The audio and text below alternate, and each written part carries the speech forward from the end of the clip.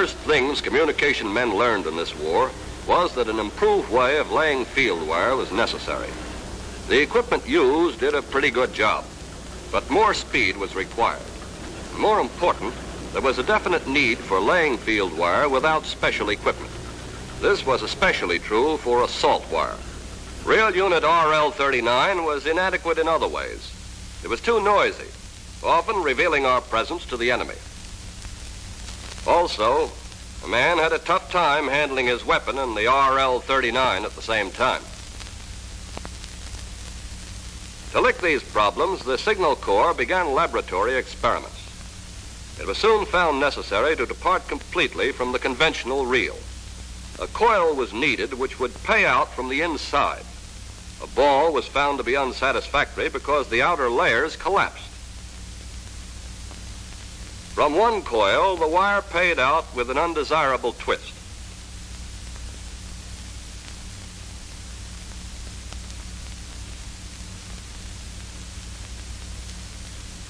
From another, it paid out straight, but too easily.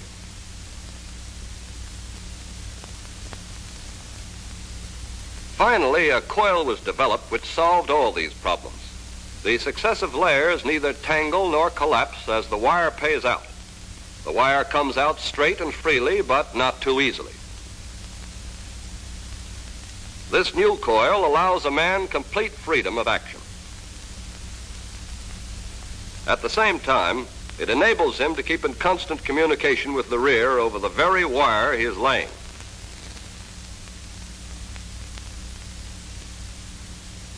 It is also practically silent.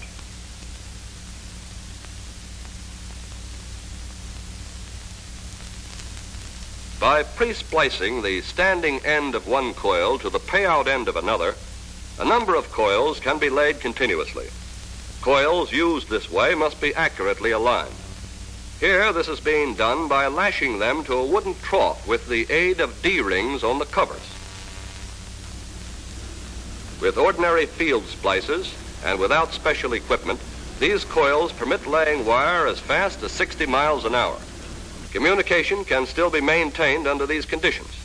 Thus, this coil gives wire communication almost the mobility of radio. To understand how these new high-speed coils are built, let's take a look at the machine which has been developed to turn them out and see how it works. The process begins with the coil form, which is made out of 2 plywood discs and a cardboard core mounted temporarily on a steel mandrel. The discs are fastened in position with wood screws to hold the form absolutely rigid. The coil form is now ready for the wire. This liquid being poured into the container is an adhesive. It goes onto the wire to prevent it from paying out too easily while it is being laid.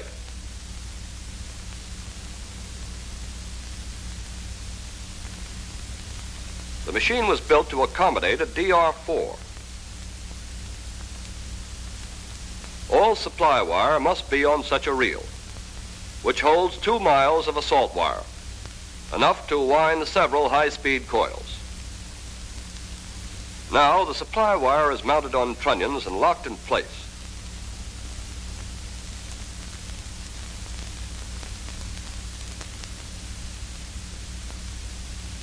The wire is strung through a series of guides to keep it from tangling.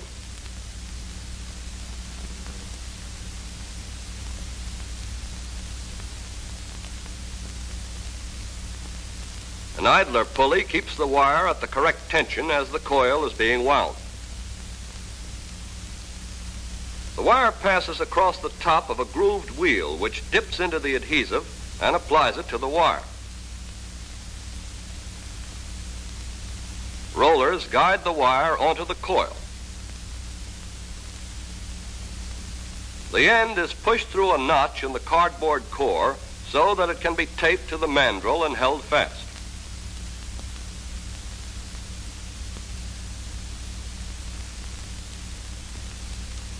The coil can now be wound. The mounting of the supply reel makes 1 turn for every turn of the coil. This pre-twists the wire so that when it is laid, it will pay out straight.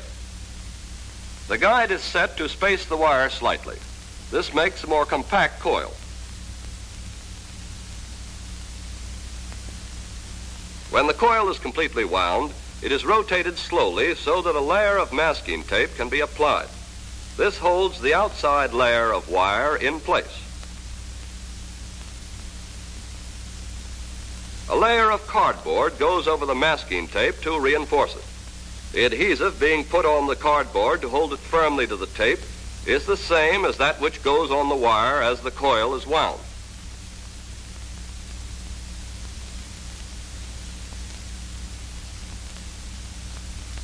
Since the adhesive doesn't set immediately, several pieces of tape must be put over the cardboard to hold it in place. A second layer of cardboard then goes on, followed by a special sheet metal cover, which is nailed to the plywood ends. This cover helps make the coil perfectly rigid and also carries D-rings for lashing the coil to a support. The coil is now complete and the temporary supports can be removed. First, the mandrel,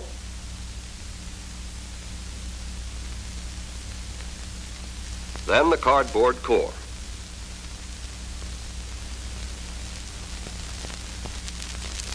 Before the coil is shipped, metal end plates are bolted in, and the two ends are identified by stenciling.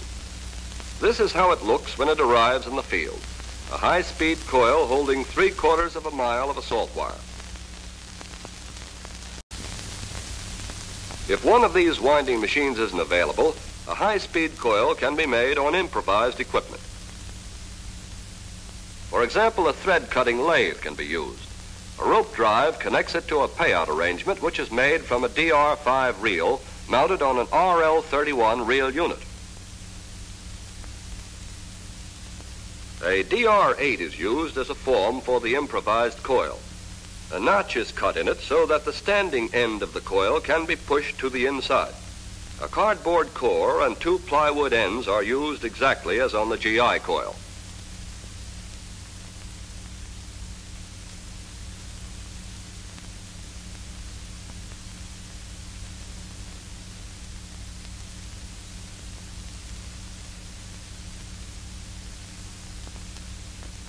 The reel is clamped together with long bolts to make the form rigid. The center of the reel has been cut to fit a square axle. The axle used is that of an RL31 reel unit. It holds the coil during the winding operation. The RL31 is driven by the lathe by means of an improvised belt drive.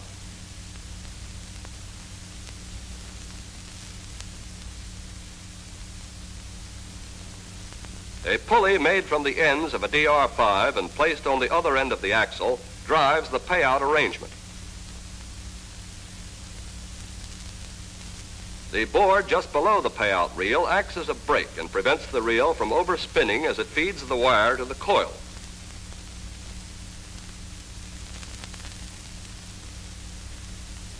A piece of tubing mounted on the slide rest of the lathe guides the wire onto the coil properly.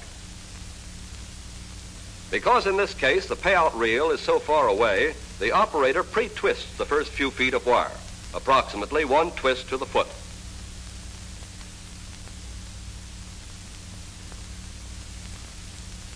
As soon as the wire is snubbed to the form, winding can begin.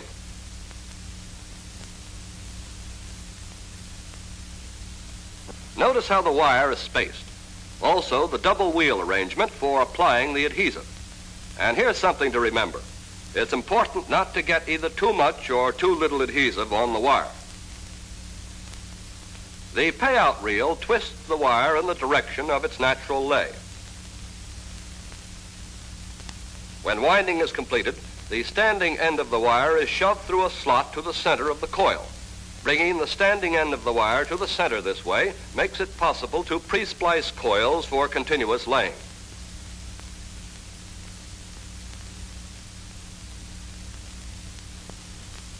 With this particular coil, strips of cardboard were placed under the masking tape. These were later found to be unnecessary.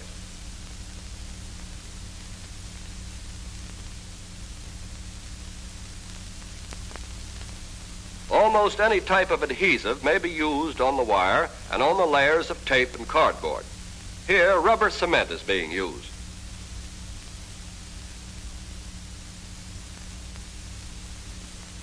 Moisture and fungi-proofing compound is an excellent adhesive.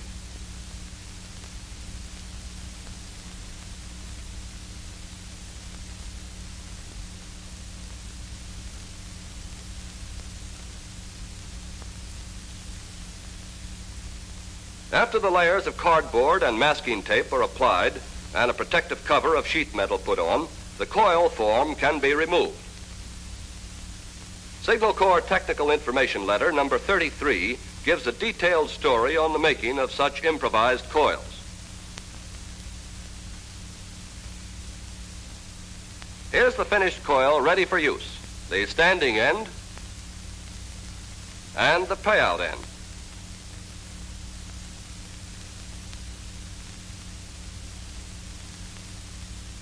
Experiments have revealed that the high-speed coil has an amazing flexibility. With it, wire can be laid rapidly and easily in many new ways. By dog, carrying a special quarter-mile coil. By rocket, which picks up the wire as it leaves the launcher.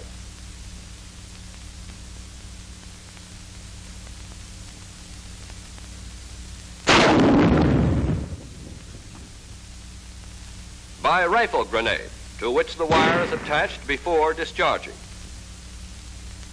Even by plane. Here a series of pre-spliced coils of assault wire have been placed in a special container. The pilot releases a weighted parachute which pulls the wire out of the coils. There it goes at 130 miles an hour. Development is now taking place with W110 wire and even higher laying speeds. One thing is certain. The use of high-speed coils for laying all types of wire opens hitherto undreamed of possibilities for wire communication.